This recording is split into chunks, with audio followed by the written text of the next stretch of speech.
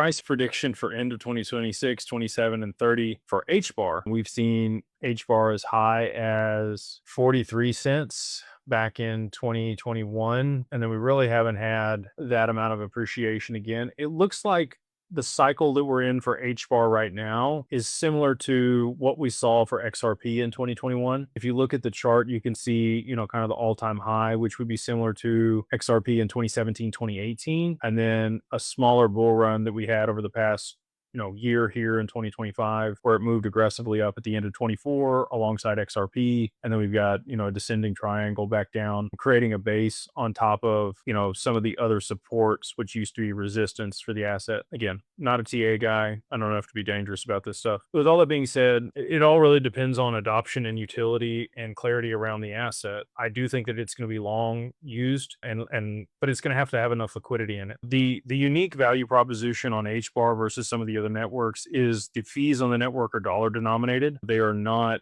in HBAR.